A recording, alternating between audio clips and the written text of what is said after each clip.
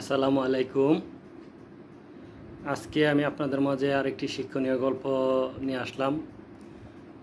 গল্পটি হলো এক এক বাদশাহ, তার এক লোভী মন্ত্রী ছিল, আর ওই রাজ্যের আরেকজন লোক কর্মচারী ছিল ওই বাদশার দরবারে, যার বিনিময়ে ওই লোকটি মাসে মাসে ভাতা পেত।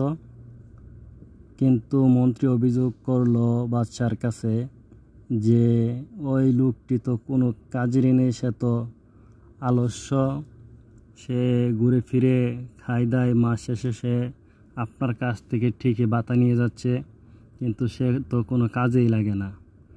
আর এই মন্ত্রীর মাথায় ছিল কুটবুদ্ধি, কীভাবে অন্যের ক্ষতি করা যায় সেই চিন্তায় এই মন্ত্রী সবসময় ব্যস্ত থাকত। তাই একদিন রাজদরবারে সকলকে হাজির করা হলো। সকল প্রজা যারা রাজার অধীনস্থ সকলকে হাজির করে ওইখানে সমাবেশ করলো। ওই সময় ওই কর্মচারীকে ডেকে আনলো। তো ডেকে আনার পর ওই মন্ত্রী কট্টভাবে বলতে লাগলো, ওই লোকটা খুবই অলসে, সে কোনো কাজেরই না। তখন ওই মন্ত্রী আবেদন করলো বাদশার কাছে যে তাকে যে ভাতা দেওয়া হয় এই ভাতা যেন আর না দেওয়া হয়। তখন বাদশাহ বিবেচনা করে সেই কর্মচারীকে বলল, তুমি তো অনেক আলসে, সবার কাছ থেকে তোমার বিরুদ্ধে অভিযোগ পাইতেছি।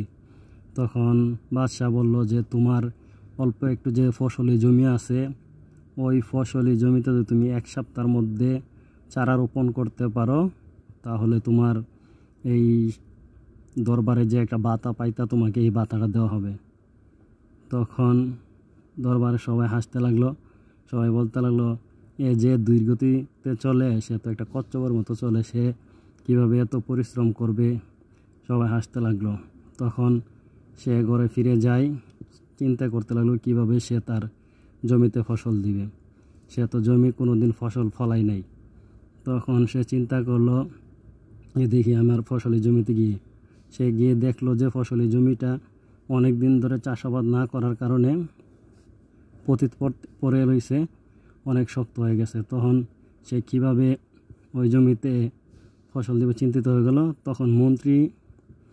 তখন যেই আশেপাশে যে কৃষকরা আছে নাঙ্গল চাষ করে, তাদেরকে গিয়ে মন্ত্রী বলল যে আপনারা কেউ ওই কর্মচারীর ওর ক্ষেতে চাষ দিতে যাবেন না।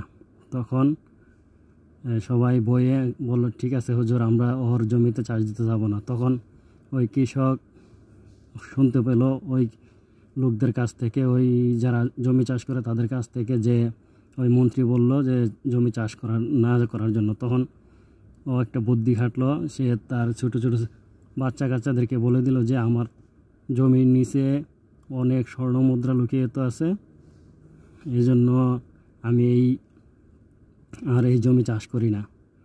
তখন সে একদিন আবার রাজার দরবারে গেল, গিয়ে বলল, মন্ত্রী মহাশয় জিতে গেছে, আমি ওই জমিতে আর ফসল দেব না, আপনার সরকারি যে একটা ভাতা পাইতাম এটার আমার দরকার নাই।